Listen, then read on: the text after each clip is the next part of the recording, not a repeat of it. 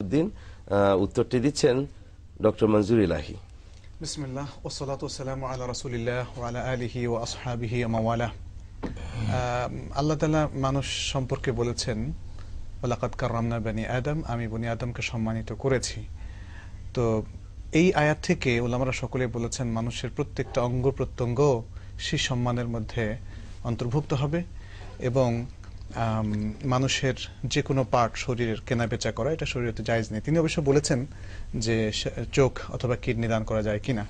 এখানে একটা কিছু শর্তের মধ্যে গুরুত্বপূর্ণ শর্ত হচ্ছে এই যে যেন শরীরের লাশ বিকৃত না হয় এবং এমন কাটা ছাড়া না হয় যাতে করে সেই লাশের অসম্মান হয়, এটা একটা দিক। সেই শর্ত রক্ষা করার শর্ত ওলামারা বলেছেন যে চোখের যদি যেমন কর্নিয়া কিংবা এগুলো দান করা এটা যেতে পারে, তো কোনো অসুবিধা নেই। তারপরে কিডনি সেটা এমনভাবে শরীর থেকে বের করা যাতে শরীরের লাশ বিকৃত না হয়, তাহলে সে কিডনি যেতে পারে। সব ব্যবস্থা যেটা এটাতে লাশের বিকৃতি না ঘটিয়ে এভাবে করে শরীরের অঙ্গ প্রত্যঙ্গ দান অনেক সময় হয়তো তাকে ভেতর থেকে বের করার জন্য হয়তো তাকে কাটতে হবে, কিন্তু সেটা আবার সুন্দরভাবে যদি জোড়া লাগিয়ে দেওয়া যায় তাহলে, বিশেষ করে এটা কেন, এটা কিন্তু বিক্রির জন্য নয়। আজকে আমাদের সমাজে অনেকে কিন্তু চোখে কর্নিয়া অথবা রক্ত বিক্রি করছে অথবা যে কিডনি বিক্রি করছে, এটা বেচা কেনা কিন্তু জায়েজ নেই। এ ব্যাপারে আমাদেরকে সাবধান থাকতে হবে। উদ্দেশ্য অবশ্যই হতে হবে দান করা এবং সেটা মানব কল্যাণে বৃহত্তর স্বার্থে এতটুকু ওলামারা জায়েজ বলেছেন। এবং কোন মানুষের খুব কঠিন প্রয়োজন, তার জীবন মরণ সমস্যা যেখানে, সেখানেই এটা আসলে তাবাররু বা একটা দান হিসেবে এটা মানে এটাকে জরুরি সিচুয়েশন হিসেবে কনসিডার করা হয়েছে, বিবেচনা করা হয়েছে, খুবই প্রয়োজনে, অত্যন্ত প্রয়োজন যেখানে। জি প্রফেসর মাহফুজ আনাম তিনি আমাদেরকে এসএমএস করেছেন কক্সেস বাজার থেকে। Climate change is one of the great crisis for the present day world. What is the solution of this crisis in the light of Holy Quran? Mahfuz Anam, professor Mahfuz Anam তিনি জানতে চাচ্ছেন যে বর্তমান সময়ে জলবায়ু পরিবর্তন এটি একটি বিরাট সংকট বা সমস্যা গোটা বিশ্বের জন্য। তো এ বিষয়ে কোরআন কি সমাধান দিয়েছে? এই বিপর্যয় রোধে কোরআন কি ব্যবস্থার কথা বলেছে? জি আসলে কোরআন তো বলেছে, যেমন আল্লাহ তাআলা বলেছেন সূরা আল আরাফে, ওয়ালা তুফসিদু ফিল আরদি বা'দা ইসলাহিহা, জমিনকে ইসলাহ করার পর, মানব উপযোগী ভাবে সৃষ্টি করার পর তোমরা এমন কোনো কাজ করো না যেটা জমিনের কোনো কিছুতে কোনো বিভাগে বিপর্যয় সৃষ্টি করতে পারে। এই আয়াতের ভিত্তিতে আমরা বলতে পারি যারা কার্বন ডাই অক্সাইড অতিমাত্রা যারা নিঃসরণ ঘটাচ্ছেন তারা কিন্তু কোরআনের এই আয়াতকে লঙ্ঘন করছেন। অতএব কোরআনিক ভাবেই অতিমাত্রায় কার্বন ডাই অক্সাইড নিঃসরণ ঘটানো এটি নিষিদ্ধ হলো। আর আরেকটি আয়াত সূরা আল আনফালে আল্লাহ বলেছেন, যালিকা বিআন্নাল্লাহা লাম ইয়াকুম মুগায়্যিরান নি'মাতান আন'আমাহা আলা কওমিন হাত্তা ইউগায়্যিরু মা বিআনফুসিহিম। আল্লাহ কোন জাতির উপরে প্রদত্ত কোন নেয়ামতকে পরিবর্তন করেন না যতক্ষণ তারা তাদের নৈতিক কোনো পরিবর্তন না ঘটায়। অর্থাৎ মানুষের যে সুনীতি, যে সচ্চরিত্রতা বা সৃষ্টিকর্তার সাথে যে আদান প্রদান, ইবাদত বন্দেগী এগুলো ঠিক রাখা উচিত ছিল, এগুলো যদি তারা চেঞ্জ করে আল্লাহ তাআলার পক্ষ থেকে নেয়ামতও কিন্তু চেঞ্জ হয়ে যাবে।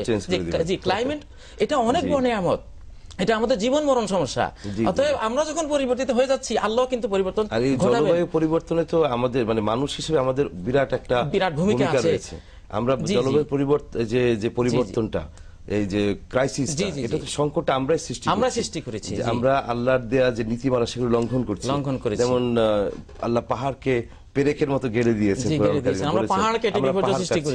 বর্জ্য পদার্থ নদীতে সমুদ্রে ফেলছি, এগুলো কারণে তো যে জলবায়ু পরিবর্তনটা আসছে। এবং আল্লাহ রাব্বুল আলামিন বলছেন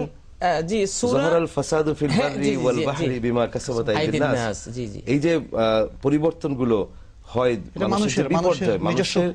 যত বিপর্যয়গুলো মানুষের নিজেদের হাতের উপার্জন। আচ্ছা, আরেকটা জিনিস কিন্তু এখানে লক্ষণীয়, সেটা হচ্ছে যে মানুষ এগুলো কেন করছে?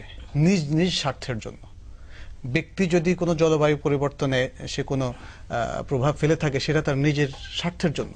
কারখানার মালিকরা অথবা যারা নদীগুলো ভরাট করছেন তাদের নিজস্ব স্বার্থে।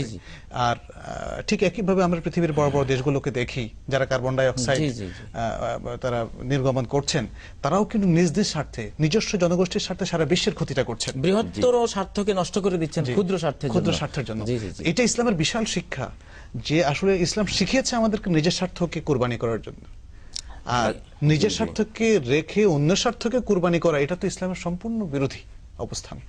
আমার মনে হয় সবাই যদি আমরা ইসলামের এই সুন্দর নিয়ম নীতির দিকে ফিরে আসি, তাহলে পৃথিবী সব ধরনের বিপর্যয় থেকে এবং বিশেষভাবে জলবায়ু পরিবর্তনের বিপর্যয় থেকে রক্ষা পাবে। জি, অনেক ধন্যবাদ আপনাদেরকে। আমরা এখন আমাদের কলারের কাছে যাচ্ছি, দেখছি কে আছেন লাইনে। হ্যালো, আসসালামু আলাইকুম। ওয়ালাইকুম আসসালাম। জি, কে বলছেন আপনি? আমি ঢাকা থেকে বলছি, সাদিয়া আফরিন। জি, ধন্যবাদ। আমার প্রশ্নটা হলো যে আনম্যারিড মেয়ে বা বিয়ে হচ্ছে না এরকম বোন দুলাভাইয়ের সাথে হজে যেতে পারবে কিনা? বোনের বয়স 40, দুলাভাইয়ের বয়স 50, তো বোন আর দুলাভাইয়ের সাথে হজে যেতে পারবে কিনা, সেটাই আমার। জি, ধন্যবাদ বোন সাদিয়া আফরিন। উত্তরটি আমরা নিচ্ছি। ওয়ালাইকুম আসসালাম, ডক্টর মাজুর ইলাহির কাছ থেকে। আসলে যতগুলো হাদিস মেয়েদের সফর দূরত্বে যাওয়ার কথা এসেছে, সবগুলো হাদিসই মাহরামের শর্ত করা হয়েছে। এবং আমার জানা মতে, এটা আমাদের শেখ মুহাদ্দিস উনি বলতে পারেন, আমার জানা মতে এমন কোন হাদিস নাই যে মেয়েদেরকে অনুমতি দেওয়া হয়েছে মাহরাম ছাড়া কোনো হজ বা সফর দূরত্বে। আর এটা তো একটা ইবাদত এবং সফর, আমরা সবসময় জানি, আমি নিজেও অনেক ঘটনা শুনেছি, পবিত্র জায়গা হওয়া সত্ত্বেও সেখানেও শয়তানের উপস্থিতি রয়েছে। মেয়েদের নিরাপত্তাহীনতা অনেক কম, মানে এই বিষয়টা কম হলেও আছে, নিরাপত্তাহীনতা আছে। আর তাছাড়া শুধু তো মক্কা না, এর পথে আরো অনেক সময় প্লেন কোথাও থামতে পারে ইত্যাদি।